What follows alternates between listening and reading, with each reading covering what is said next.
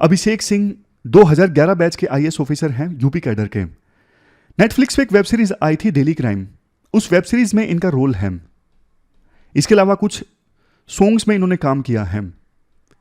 Entertainment industry में इनका काफ़ी इंटरेस्ट है, वहाँ पर ये काम करना चाहते हैं। देखो, हॉबीज़ होना कोई बुरी बात नहीं है, हम सबकी हॉबीज़ हैं।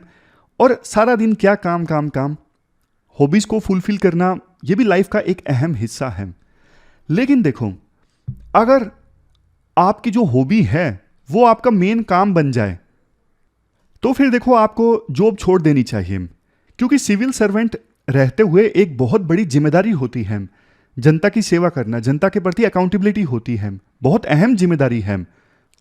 हजारों लोग आपके पास उम्मीद से आते हैं काम करवाने के लिए, लेकिन आपके पास समय नहीं है उन लोगों की समस्याओं को दूर करने का, तो फिर सिविल सर्वेंट के तौर पे काम करने का क्या फ़ायदा। देखो, 2020 में मार्च में इनको इनके मूल कैडर यूपी में भेज दिया गया था कि आप वहाँ पे जाके काम करिए, लेकिन इन्होंने 2 साल तक तो ड्यूटी ज्वाइन ही नहीं की, बिना बताए, बिना परमिशन के। उसके बाद जून 2022 में ऑलमोस्ट 2 साल बाद, 2 साल से भी ज़्यादा समय के बाद इन्होंने ड्यूटी ज्वाइन की। फिर इनको गुजरात इलेक्शन में भेज दिया गया ऑब्जर्वर के तौर पे कि आप वहाँ ऑब्जर्वर के तौर पे जाइए। लेकिन उस समय उनकी ये तस्वीर वायरल हुई थी, सरकारी गाड़ी के आगे इस प्रकार से इन्होंने तस्वीर खिंचाई, तो इलेक्शन कमीशन ने भी इनको हटा दिया ऑब्जर्वर के पोस्ट से और कहा कि आप अपने कैडर में वापस जाइए। तब से लेके, ये पिछले साल की घटना है, गुजरात इलेक्शन से पहले की, तब से लेके अभी तक इन्होंने अपनी ड्यूटी फिर से ज्वाइन नहीं की यूपी में। और फरवरी 2023 में, यानी इसी साल की शुरुआत में, यूपी की सरकार ने इनको सस्पेंड कर दिया था, ये कहते हुए कि आप ड्यूटी ज्वाइन ही नहीं कर रहे हैं, ना बता रहे हैं कब ज्वाइन करेंगे, ये भी नहीं बता रहे हैं क्यों नहीं ज्वाइन कर रहे हो, इसका मतलब आपका इंटरेस्ट नहीं है। तो यूपी सरकार ने सस्पेंड कर दिया था इनको, अब जाके इन्होंने सर्विस से रिजाइन कर दिया है। तो क्या एथिकल इश्यूज निकल के आते हैं। देखो, लाखों सिविल सर्विसेज के एस्पायरेंट्स हैं, आप लोग हो जो एग्जाम क्लियर करके देश के लिए, समाज के लिए कुछ करना चाहते हो, जनता की भलाई के लिए कुछ स्टेप्स लेना चाहते हो, आपका ये पैशन है। तो देखो, इन लोगों को मौका मिलना चाहिए, ऐसे सिविल सर्विसेज के एस्पायरेंट्स को मौका मिलना चाहिए देश की सेवा कर सकें। अब ऐसे सिविल सर्वेंट्स जो कुछ, मतलब सिविल सर्वेंट बन के भी कुछ नहीं करना चाहते, ड्यूटी ज्वाइन भी नहीं करना चाहते, फिर ऐसे सिविल सर्वेंट्स को कोई हक नहीं है ऑफिसर बन के रहने का। अब और भी एथिकल इश्यूज इसमें से इमर्ज होके आते हैं, जैसे ये आईएएस थे, इन्होंने उस पद का पोटेंशियल यूज किया सोशल रिकॉग्निशन के लिए, तभी इनको काम मिला एंटरटेनमेंट इंडस्ट्री में। दूसरा, फिर एक एथिकल इशू ये भी इमर्ज होकर आता है कि आपका इंटरेस्ट ज़्यादा एंटरटेनमेंट इंडस्ट्री में था, तो कन्फ्लिक्ट ऑफ इंटरेस्ट है। हो सकता है कि आपने सर्विस के दौरान ऐसे लोगों की हेल्प की जो एंटरटेनमेंट इंडस्ट्री से जुड़े हैं, फॉर एग्जांपल बॉलीवुड से, क्योंकि आपको पता था कि कल को इन्हीं लोगों से मुझे काम मिल सकता है, इनके साथ मुझे करना पड़ सकता है, तो अभी सिविल सर्वेंट के तौर पे काम करते हुए मैं इनकी हेल्प कर दूं। तो कन्फ्लिक्ट ऑफ इंटरेस्ट, हाँ। जनता का विश्वास कम होता है फिर गवर्नेंस में कि यार जो सिविल सर्वेंट्स हैं, ऑफिसर्स हैं, ब्यूरोक्रेट्स हैं, वो तो अपनी हॉबीज को पूरा करने में ज़्यादा लगे हैं और जनता की भलाई के लिए काम नहीं कर रहे हैं। तो गवर्नेंस में जो ट्रस्ट है जनता का लूज होता है। आप बताइए, वैसे आपका क्या व्यू है इस इशू के ऊपर, आप बताइए कमेंट बॉक्स में, जो भी हो, पॉजिटिव नेगेटिव कुछ भी हो। देखो, कोई जरूरी नहीं कि जो हम डिस्कस करते हैं वही आपकी ओपिनियन होनी चाहिए। आप सब लोग मैच्योर हो, आप सबकी अपनी ओपिनियन है और वो अच्छा भी है। डिफरेंस ऑफ ओपिनियन होना आपस में ये अच्छी चीज है, इसी से थॉट प्रोसेस डेवलप होता है। चलिए अब डिस्कशन स्टार्ट करते हैं। डेट आज की 4 अक्टूबर है। 3 इश्यूज डिटेल से डिस्कस करेंगे। पहला इशू जीपीएस स्पूफिंग से संबंधित, दूसरा इशू डिजीज एक्ट से संबंधित और तीसरा इशू सोशल डिस्पैरिटीज और एम्प्लॉयमेंट के बीच में क्या कनेक्शन है। तीनों इश्यूज इंपॉर्टेंट, तीनों इश्यूज इंटरेस्टिंग, मजा आएगा डिस्कशन में। चलिए डिस्कशन स्टार्ट करते हैं। नेक्स्ट आर्टिकल जीपीएस स्पूफिंग से संबंधित है। आप जीएस पेपर 3 में सिक्योरिटी के इस टॉपिक से आर्टिकल को रिलेट कर सकते हो। देखो, अक्सर जब हम मोबाइल में जीपीएस का इस्तेमाल करते हैं ना, तो जीपीएस हमें संकट में डाल देता है, यानी मुश्किल भरी सिचुएशन में डाल देता है। ऐसा ही कुछ हुआ। केरला की एक खबर है लेकिन काफी दुखद है। 5 लोग एक कार में जा रहे थे, होंडा सिविक में। अब जैसे ये सिचुएशन देखो आप, होंडा सिविक कार में 5 लोग जा रहे थे, एग्जैक्टली ना यहां पर कार को ना टर्न लेना था, गूगल मैप के अनुसार लेफ्ट में टर्न लेना था, लेकिन कार ने ना लेफ्ट में टर्न नहीं लिया और कार सीधी चलती रही। और सीधा क्या है, पेरियार रिवर। एकदम से कार जो है ना रिवर में चली गई। रेन काफी ज्यादा हो रही थी, इस वजह से विजिबिलिटी बहुत ही ज्यादा कम थी। तो यह दुखद हादसा हुआ। इस हादसे की वजह से 2 लोग मारे गए, दोनों डॉक्टर्स। मतलब एक लेफ्ट टर्न नहीं लिया, उनके हिसाब से बिल्कुल सही चल रहे हैं और सामने बिल्कुल रिवर थी और रिवर में समा गई कार। देखो ये तो अनजाने में हुआ इंसिडेंट है, मतलब गूगल ने गलती नहीं की। एक लेफ्ट टर्न जो लेना था वो लेफ्ट टर्न मिस कर दिया। बट देखो जीपीएस स्पूफिंग एक ऐसा कंसेप्ट है जिसको टेररिस्ट यूज कर सकते हैं। आप जानिए क्या है ये पूरा कंसेप्ट। देखो हवा में जो प्लेन्स चलते हैं ना, वो भी जीपीएस का इस्तेमाल करते हैं अपनी डेस्टिनेशन पे पहुंचने के लिए। लेकिन मान लीजिए कोई प्लेन है, अब प्लेन में जो डीपीएस डिवाइस है उसको हैक कर लिया जाए, और हैक करने के बाद में और डिवाइस को हैक करके उसमें कुछ गलत रूट दिखाया जाए, रॉन्ग रूट, होगा क्या? अब देखो प्लेन तो गलत रूट पर ही चलेगा फिर, क्योंकि प्लेन को लगेगा यही सही रूट है, और फिर प्लेन कहीं और ही पहुंच जाएगा। जैसे एग्जाम्पल के तौर पर जीपीएस डिवाइस हैक होने से पहले प्लेन जा रहा था ए से बी रूट पे, लेकिन अब जीपीएस डिवाइस हैक हो गया, उसमें गलत कोऑर्डिनेट्स दिखाया जाने लगा, तो प्लेन इस रूट पे चलने लगेगा, गलत रूट पे।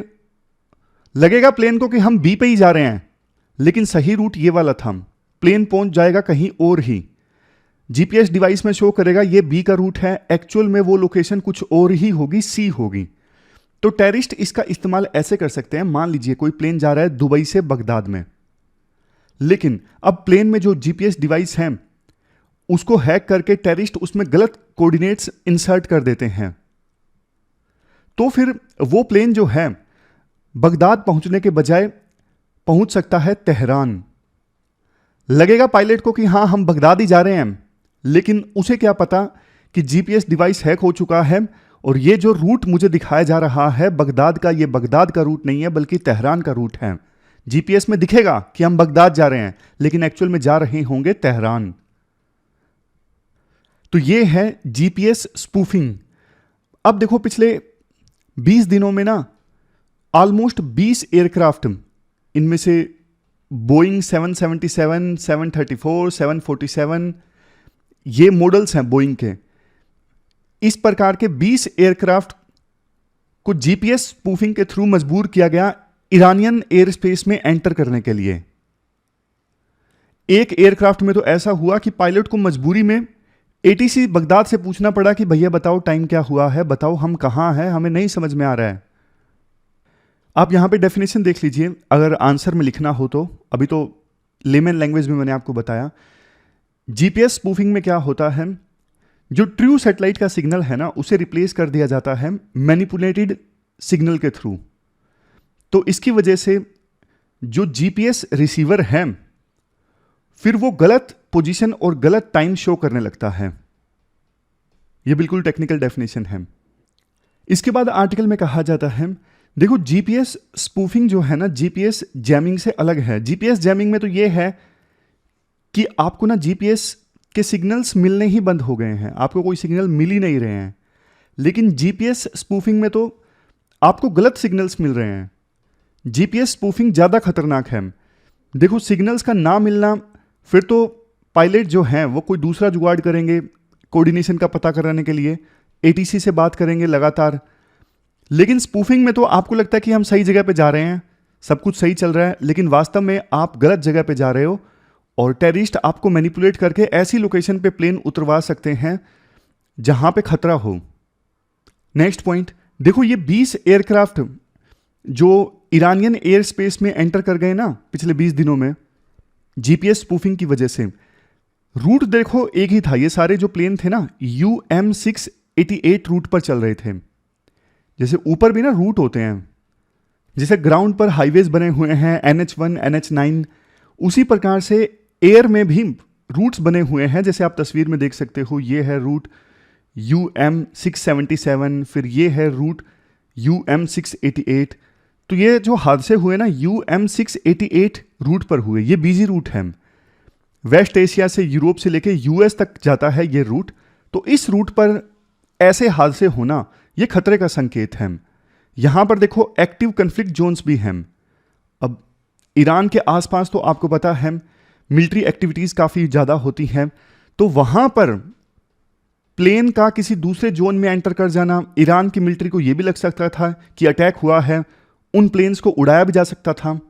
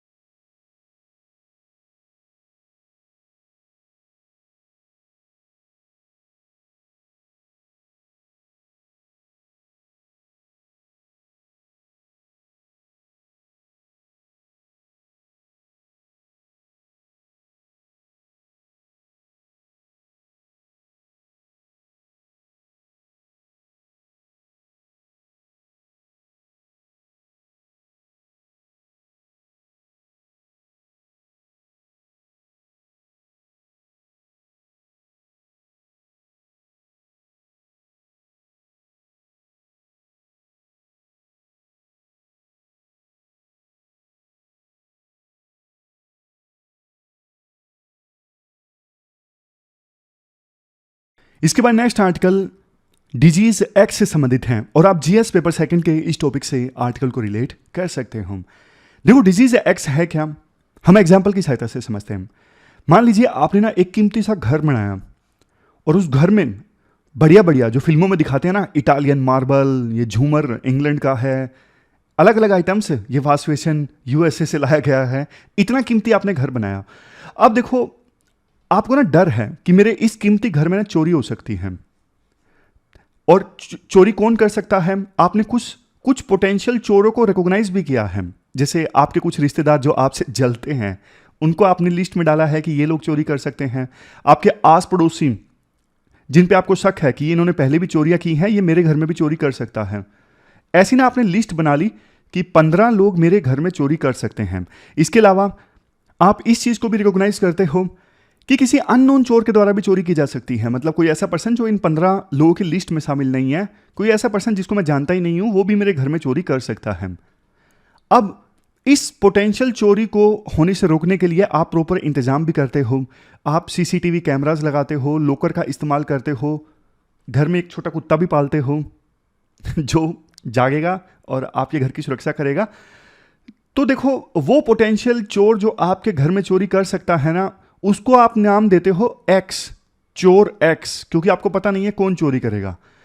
अब ये पूरा कंसेप्ट हमने समझाना, इसी पर आधारित है डिजीज एक्स का कंसेप्ट। डिजीज एक्स मतलब एक ऐसा पोटेंशियल डिजीज जो जबरदस्त महामारी फैला सकता है, जिसकी वजह से 50 मिलियन यानी 5 करोड़ लोगों की जान जा सकती है। यह है डिजीज एक्स।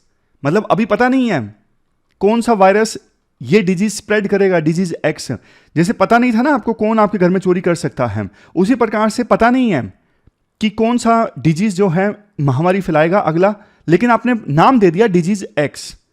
अब आपने कुछ पोटेंशियल वायरसेस को भी आइडेंटिफाई कर लिया, जैसे देखो इबोला वायरस, सारस, जीका वायरस, कि ये पोटेंशियल महामारी फैला सकते हैं आने वाले समय में। इसके अलावा आप ये भी रिकॉग्नाइज करते हो कि कोई ऐसा वायरस भी महामारी फैला सकता है जिसके बारे में अभी हमें पता ही नहीं है। ये कोई नए तरीके का वायरस हो सकता है, कोई बैक्टीरिया हो सकता है, फंगस हो सकता है, कुछ भी हो सकता है। हो सकता है कि ये जो वायरस या फिर बैक्टीरिया हो ये जूनोटिक इलनेस से कनेक्टेड हो। देखो जूनोटिक डिजीज वो डिजीज होते हैं जो एनिमल्स से ह्यूमन बींग्स में आते हैं। मतलब वैसे किसी पर्टिकुलर एनिमल जैसे बैट के ऊपर वो वायरस सर्वाइव कर रहा था, लेकिन बैट्स ह्यूमन बींग्स के टच में आए तो बैट्स के थ्रू वो वायरस ह्यूमन बींग्स में भी आ गया, जिसे कोरोना वायरस है। तो एक्सपर्ट्स देखो ये बोलते हैं क्लाइमेट चेंज एक ऐसा फैक्टर है जिसकी वजह से डिजीज एक्स का खतरा और भी ज्यादा बढ़ गया है। इसके अलावा अब चूंकि जंगलों को काटा जा रहा है, फॉरेस्ट एरिया खत्म हो रहा है, इंसान जो है एनिमल्स के और ज्यादा टच में आ रहा है, तो इस वजह से भी डिजीज एक्स का जो खतरा है वो और ज़्यादा बढ़ गया है। फर्स्ट जूनोटिक डिजीज 1901 में आइडेंटिफाई किया गया था, येलो फीवर। देखो आर्टिकल में जो आंकड़ा दिया गया है ना, उसके अनुसार तो 2.5 मिलियन यानी 25 लाख लोगों की जान गई थी कोविड-19 की महामारी के दौरान, लेकिन डिजीज एक्स की वजह से 50 मिलियन लोगों की जान जा सकती है। स्पेनिश फ्लू के वजह से जो महामारी आई थी ना 1918 के आसपास, तब देखो 100 मिलियन लोगों की जान चली गई थी। अब देखो जैसे पोटेंशियल चोर से बचने के लिए आप तैयारी करते हो ना, घर में कुत्ता पालते हो, सीसीटीवी कैमरा आप यूज करोगे, लॉकर वगैरह इस्तेमाल करोगे, तो उसी प्रकार से डिजीज एक्स से बचने के लिए ना अभी से तैयारी करना जरूरी है। अब तैयारी कैसे करोगे? जैसे कोविड-19 में जल्दी से वैक्सीन डेवलप हो उसकी, मास स्केल पे वैक्सीन का प्रोडक्शन हुआ, समझ गए? तो ऐसी तैयारियां आप पहले से करके चलो। अब देखो कोविड का जो वायरस था ना, वो तो इतना घातक नहीं था, कम लोगों की डेथ हुई कोविड की वजह से, लेकिन जैसे इबोला है, इबोला में फर्टिलिटी रेट काफी ज्यादा है, मतलब मरने की जो दर है इबोला में काफी ज्यादा है। तो ऐसा वायरस अगर महामारी लेके आता है ना, तो बहुत ज्यादा लोगों की डेथ हो जाएगी।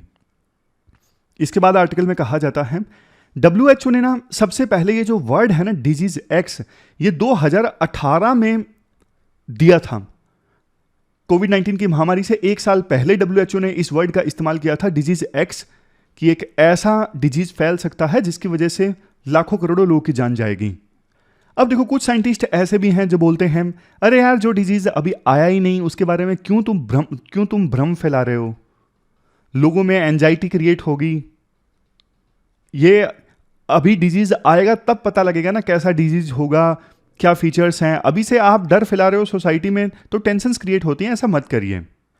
मतलब उन एक्सपर्ट्स का ये भी कहना है कि ये सिर्फ इमेजिनरी सिनेरियो है, मतलब आप अपने आप में इमेजिन कर रहे हो कि ऐसा डिजीज आ सकता है, जैसे हॉलीवुड में मूवीज बनती है ना कि हाँ महामारी फैली सब खत्म हो गया, आप उसी प्रकार से सोच रहे हो। अभी तक ऐसा कोई पैथोजन एग्जिस्ट ही नहीं कर रहा जो इतनी बड़ी महामारी लेके आए। अब आप ये बोलोगे कि हाँ फ्यूचर में हो सकता है, होने को तो देखो फिर कुछ भी हो सकता है, फिर आप 5 करोड़ का आंकड़ा ही क्यों दे रहे हो? फिर तो आप बोलो कि हाँ 500 करोड़ लोगों की जान चली जाएगी। वैसे देखो एक बात है, डिजीज एक्स की वजह से महामारी आए या ना आए, अगर पहले से तैयारी की जाती है तो सही है। Prevention is always better. जैसे देखो वन हेल्थ अप्रोच है जिसके बारे में अक्सर हम बात करते हैं। वन हेल्थ मतलब एनिमल्स, ह्यूमन बींग्स और इन्वायरमेंट, सबकी ना हेल्थ आपस में कनेक्टेड है, जुड़ी हुई है। बिना एनिमल को ध्यान में रखे या इन्वायरमेंट को ध्यान में रखे हम ह्यूमन बींग्स की जो हेल्थ है वो नहीं पूरी तरह से अच्छे से इंश्योर कर सकते। इसलिए इन्वायरमेंट और एनिमल्स पर भी ध्यान देने की आवश्यकता है। इसके अलावा इंडियन इंस्टीट्यूट ऑफ साइंस ने Bangalore bio innovation centre, department of biotechnology और गवर्नमेंट ऑफ कर्नाटक के साथ मिलकर एक प्रोग्राम बनाया है, एमपैथ प्रोग्राम। इस एमपैथ प्रोग्राम में 32 पोटेंशियल पैथोजेंस को आइडेंटिफाई किया गया है जिसकी वजह से पोटेंशियल महामारी आ सकती है।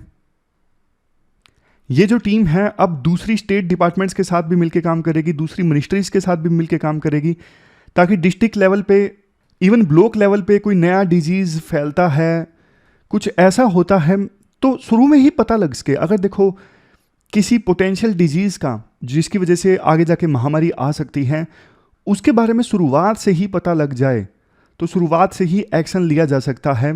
कोविड के केस में तो कैसा हुआ था, बहुत लेट पता लगा कि ये ऐसा वायरस फैल रहा है और इससे महामारी आ रही है, लेकिन अगर पहले पता लग जाता कोविड के वायरस के बारे में, कोरोना वायरस के बारे में, तो इतनी सारी जानों को बचाया जा सकता था। तो उसी हिसाब से ये प्रोग्राम काम कर रहा है, एमपैथ प्रोग्राम, कि पोटेंशियल एक्स डिजीज जो हैं उनको पहले से आइडेंटिफाई करने की कोशिश है ताकि महामारी को आने से रोका जा सके।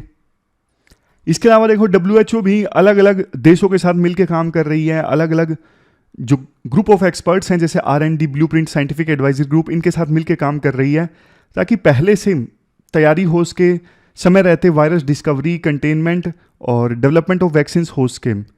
इसके बारे में WHO जो है वो अवेयरनेस भी फैलाने का काम कर रही है और विभिन्न देशों को बोल भी रही है कि आप इन्फेक्शियस डिजीज में R&D को सपोर्ट कीजिए ताकि ज़्यादा से ज़्यादा रिसर्च हो सके। इन्फेक्शियस डिजीज कैसे फैलते हैं, कैसे इनको रोका जा सकता है, कौन सी वैक्सीन्स काम करती हैं। इसके लिए इस सारी रिसर्च में आप ज़्यादा पैसा खर्च कीजिए, ये WHO अलग अलग देशों को बोल रहा है। इसके अलावा देखो, पहले से देखो कोविड-19 की महामारी आई थी ना, तो एक सबसे बड़ी दिक्कत ये आई थी कि एकदम से चाइना में महामारी फैली, दूसरे देशों में पैसेंजर्स आने लगे चाइना से, तो एयरपोर्ट स्क्रीनिंग ये सब स्टार्ट हो गया। और WHO की जो गाइडलाइंस उस समय कुछ खास थी नहीं, इसी वजह से चाइना से महामारी दूसरे देशों में फैल्स की।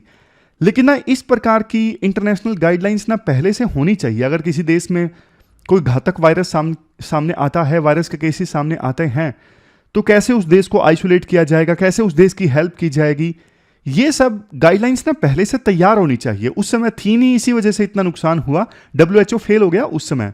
तो लास्ट में 4 स्ट्रेटजीज बताई जाती हैं national technical advisory group of immunization के जो हेड हैं डॉक्टर अरोड़ा के द्वारा। इनके द्वारा ये बोला जाता है, सबसे पहले तो ना कंट्री में जो सर्विलियंस होता है ना पोटेंशियल पैथोजेंस का, उस सर्विलियंस को आप एक्सपेंड करो। दूसरे नंबर पे पोटेंशियल पैथोजेंस की एक लिस्ट भी बना के रखो कि इनकी वजह से महामारी आ सकती है। तीसरा, इंडिया को तैयार रहना चाहिए, जैसे कोविड-19 की वैक्सीन बहुत जल्दी बनाई थी, वैसे ही शॉर्टेस्ट पॉसिबल टाइम में महामारी से बचने के लिए वैक्सीन बनाई जा सके, इसके लिए पहले से इंडिया को तैयारी करके रखनी चाहिए। और चौथा, finding effective drugs, specially antivirals को काउंटर करने के लिए इफेक्टिव ड्रग्स को फाइंड आउट करना, ये चौथी स्ट्रेटजी है। तो ये पूरा आर्टिकल हमने डिस्कस किया डिजीज एक्स की वजह से। अब चलते हैं आगे। इसके बाद नेक्स्ट आर्टिकल देखो, सोशल डिस्पैरिटीज और एम्प्लॉयमेंट दोनों के बीच में रिलेशन क्या है। आर्टिकल का टाइटल ही ये है, what's the sass go to do with it. Article जब समझेंगे तब आपको पता लग जाएगा कि ये टाइटल क्यों दिया गया है। देखो पिछले कुछ सालों में हमारे देश की इकोनॉमी कैसे ग्रो की है। बहुत से लोग एग्रीकल्चर सेक्टर को छोड़ के चले गए हैं और अब सैलरी पे काम करते हैं। उसी प्रकार से कैजुअल वर्क की कमी आई है। कैजुअल वर्क मतलब कभी काम मिल गया कभी नहीं मिला, इस प्रकार के काम में कमी आई है और सैलरीड वर्कफोर्स इंक्रीज हुई है। लेकिन यह भी एक सच्चाई है कि फॉर्मल सेक्टर में कम जॉब्स जनरेट हुई हैं और इनफॉर्मल सेक्टर में ज़्यादा जॉब्स जनरेट हुई हैं। दूसरा देखो, यह भी सच्चाई है कि 90s के बाद से ही जिस प्रकार से ग्रोथ रेट रही है हमारे देश की इकोनॉमी की, उस प्रकार से जॉब जनरेट नहीं हो पाई हैं। मतलब प्रपोर्शन में जॉब जनरेट नहीं हो पाई हैं, इसलिए तो बोला जाता है ये जॉबलेस ग्रोथ है। कंस्ट्रक्शन सेक्टर्स में जॉब जनरेट हो रही है, इनफॉर्मल सर्विसेज में जॉब जनरेट हो रही है, लेकिन मैन्युफैक्चरिंग सेक्टर में जॉब्स इतनी जनरेट नहीं हो रही है और बहुत प्रयासों के बाद भी मैन्युफैक्चरिंग सेक्टर हमारे देश की जीडीपी में ज़्यादा कंट्रीब्यूट नहीं कर पा रहे हैं। अब देखो, एक इंपॉर्टेंट बात बोली जाती है, जेंडर, कास्ट, रिलीजन, इन सब का इंपैक्ट पड़ता है कि कैसी एजुकेशन कोई पर्सन प्राप्त करेगा, किस प्रकार की जॉब उसे मिलेगी, कैसी उसकी अर्निंग रहेगी।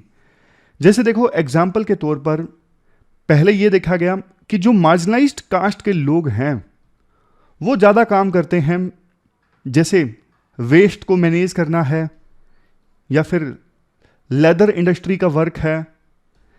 इन इंडस्ट्रीज में ना आपको मार्जिनलाइज्ड कास्ट के लोग ज़्यादा देखने को मिलेंगे। ओवर रिप्रेजेंटेशन मतलब इतनी उनकी जनसंख्या नहीं, लेकिन इन इंडस्ट्रीज में काम करने वाले ज़्यादातर लोग मार्जिनलाइज्ड कास्ट के आपको मिलेंगे। हालांकि ये चीज़ पहले के अपेक्षाकृत काफ़ी ठीक हुई है, काफ़ी एड्रेस हुई है। जैसे एग्जाम्पल के तौर पे सफाई कर्मचारी पहले ज़्यादातर आपको मार्जिनलाइज्ड कास्ट के मिलते थे, बट थोड़ा बहुत तो ये चीज़ अभी एड्रेस हुई है। अभी सफाई कर्मचारी दूसरी कास्ट के भी मिलते हैं, बट ज़्यादा अभी भी आपको मार्जिनलाइज्ड कास्ट के ज़्यादा सफाई कर्मचारी मिलेंगे। पॉइंट ये है, ये चीज़ पहले से कंपेयर करें तो काफ़ी एड्रेस हुई है, लेकिन पूरी तरह से अभी भी ठीक नहीं है। पॉइंट यहाँ पे ये है, caste based industrial segregation, caste के आधार पे इंडस्ट्री में वर्कर्स का होना, ये कम हुआ है बट स्टिल एग्जिस्ट। राइटर यहां पे एक पॉइंट ये बोलते हैं, देखो ये चीज हमने माना कि मार्जिनलाइज्ड कास्ट के लोग जो लोग हैं या फिर जैसे माइनॉरिटीज हैं, फॉर एग्जांपल मुस्लिम्स हैं, उन कम्युनिटीज में बच्चे ज़्यादा आगे नहीं पहुंच पाते एजुकेशन के क्षेत्र में, इस वजह से उनको ज़्यादा सैलरी वाली जॉब्स नहीं मिल पाती, ये एक चीज़ मानी। बट जेंडर के कंटेक्स्ट में, जैसे वुमेन के कंटेक्स्ट में अक्सर ऐसा देखा गया है कि सिमिलर हायर एजुकेशन प्राप्त करने के बाद भी वुमेन की अर्निंग्स में आपको गैप देखने को मिलेगा। समझ गए?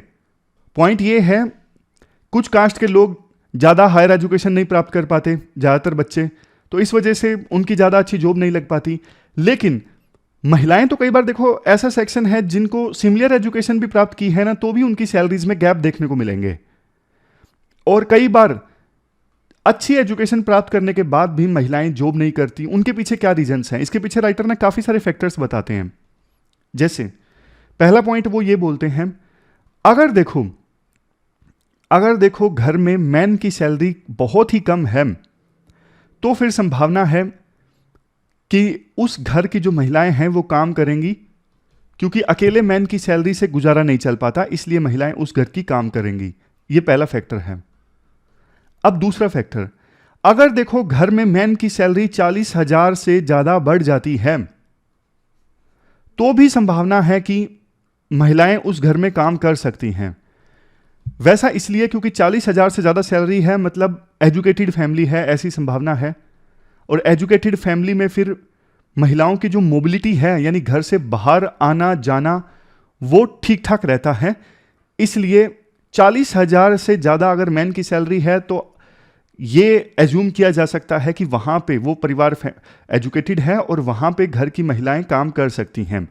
लेकिन सैलरी अगर बीच की रेंज में है, ना तो 40,000 से ज़्यादा है और बहुत ज़्यादा कम भी नहीं है, फॉर एग्जाम्पल 28,000 से लेके 36,000 के बीच में, या 24,000 से लेके 35,000 के बीच में, तो बीच के रेंज में अगर मैन की सैलरी है ना, तो ऐसी सिचुएशन में फिर महिलाएं बाहर कम जाती हैं काम करने के लिए। ऐसा आर्टिकल में राइटर्स के द्वारा जो रिसर्च की गई है उससे पता लगता है। और अगर देखो बहू जो है सास के साथ रहती है, ये जो मैंने आपको शुरू में तस्वीर दिखाई थी, अगर बहू सास के साथ रहती है और सास ने काम नहीं किया, अपने दिनों में उन्होंने कोई काम नहीं किया, तो संभावना कम है कि फिर बहू काम करने के लिए बाहर जाएगी। लेकिन अगर सास ने यानी मदर इन लॉ ने काम किया है, वो एम्प्लॉयड हैं, तो ज्यादा चांसेस है कि बहू भी एम्प्लॉयड होगी। तो ये सारे फैक्टर्स हैं जिससे पता लगता है कि महिलाओं की कितनी संभावना है घर से बाहर जाके काम करने की। इसके अलावा देखो बहुत से जो फैक्टर्स हैं वो डोमिनेट करते हैं, जैसे कि कितनी आज़ादी है महिलाओं को घर से बाहर जाने की, पैट्रियार्की मतलब कितना कम है उस जगह पे, होनी ही नहीं चाहिए कायदे से।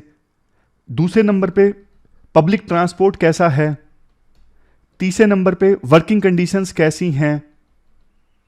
तो ये सारे फैक्टर्स भी असर डालते हैं कि महिलाएं घर से बाहर जाएंगी नहीं जाएंगी काम करने के लिए। राइटर देखो ये कहते हैं सरकार को ना कुछ चीज़ों पे फोकस करना चाहिए। जैसे सरकार के हाथ में ना बहुत सारी चीज़ें हैं, फॉर एग्जांपल हेल्थ है, एजुकेशन है, इसके अलावा इरिगेशन है, पब्लिक ट्रांसपोर्ट है, इलेक्ट्रिसिटी डिपार्टमेंट सरकार के पास ही आता है। अब आप बोलोगे इन सब का क्या लेना देना एम्प्लॉयमेंट से? अभी हमने डिस्कस किया ना कि महिलाएं घर से बाहर जाके काम करेंगी या नहीं करेंगी, बहुत सारी चीज़ों पे डिपेंड करता है। जैसे एजुकेशन लेवल कैसा है, पब्लिक ट्रांसपोर्ट वहाँ पे कैसा है, वर्किंग कंडीशंस कैसी हैं। तो ये सरकार के हाथ में जो चीज़ें हैं ना, health, education, law and order, irrigation, electricity, public transport, सरकार इन चीज़ों पे अगर ध्यान देना तो प्राइवेट बिजनेसेस उस एरिया में ज़्यादा आए, उस एरिया में एम्प्लॉयमेंट की ज़्यादा अपॉर्चुनिटीज़ निकल के आएँ। सरकार के हाथ में बहुत कुछ है ठीक करने के लिए, लेकिन इन चीज़ों पे कई बार सरकार ध्यान नहीं देती, क्योंकि इन चीज़ों में ना अच्छी खासी इन्वेस्टमेंट की आवश्यकता होती है। लेकिन देखो सरकार के अलावा कौन इन्वेस्ट करेगा इन चीज़ों में? सरकार की ही ये जिम्मेदारी है। इसीलिए जनता टैक्स देती है कि सरकार इन चीज़ों पे ध्यान दे ताकि ईज ऑफ डूइंग बिजनेस अच्छा हो, वहाँ पे एक वातावरण बने प्राइवेट बिजनेस के एक्सपेंड होने का। इससे जॉब्स ज़्यादा जनरेट भी होंगी और सोशल डिस्पैरिटीज़ भी कम होंगी। सोशल डिस्पैरिटीज़ की वजह से कुछ सेक्शंस जो काम नहीं कर पाते, जैसे महिला या फिर मार्जिनाइज्ड जो सेक्शंस हैं वो एजुकेशन की वजह से काम नहीं कर पाते, तो सारी चीज़ें एड्रेस होंगी, सोशल डिस्पैरिटीज़ एड्रेस होंगी अगर सरकार इन चीज़ों में इन्वेस्ट करती है तो ये पूरा आर्टिकल हमने डिस्कस किया एम्प्लॉयमेंट और सोशल डिस्पैरिटीज़ के बीच में रिलेशन से संबंधित। अब हम क्वेश्चंस देख लेते हैं। अब क्वेश्चन भी देख लीजिए जो आपको अटेम्प्ट करने हैं। जो हमने ये सोशल डिस्पैरिटीज़ एंड एम्प्लॉयमेंट वाला आर्टिकल डिस्कस किया, उसके बेस पे आपको ये क्वेश्चन अटेम्प्ट करना है 2014 में यूपीएससी ने यह क्वेश्चन पूछा था, यह भी अच्छा क्वेश्चन है, एम्प्लॉयमेंट से संबंधित, यह आपको अटेम्प्ट करना है। प्री का क्वेश्चन ये देखिए, जीपीएस हमने डिस्कस किया, जीपीएस स्पूफिंग के बारे में। तो जीपीएस के बारे में यूपीएससी ने क्वेश्चन पूछा था 2018 में। जीपीएस टेक्नोलॉजी को कहाँ कहाँ पे यूज किया जा सकता है? Mobile phone operations, banking operations, controlling the power grid. देखो वैसे ना हमेशा तो नहीं कह सकते, लेकिन अक्सर ऐसा होता है कि किसी भी टेक्नोलॉजी की एप्लीकेशन के बारे में यूपीएससी क्वेश्चन पूछती है ना, तो अक्सर ज़्यादातर समय, हमेशा नहीं, ज़्यादातर समय सारे के सारे जो ऑप्शन हैं वो ठीक होते हैं। जैसे जीपीएस टेक्नोलॉजी को कहाँ यूज़ किया जा सकता है, इसका आंसर डी है, हर एक जगह पे यूज़ किया जा सकता है। तो ये थी हमारी आज की डिस्कशन। फिलहाल इस डिस्कशन में इतना ही है। Thank you very much for discussion.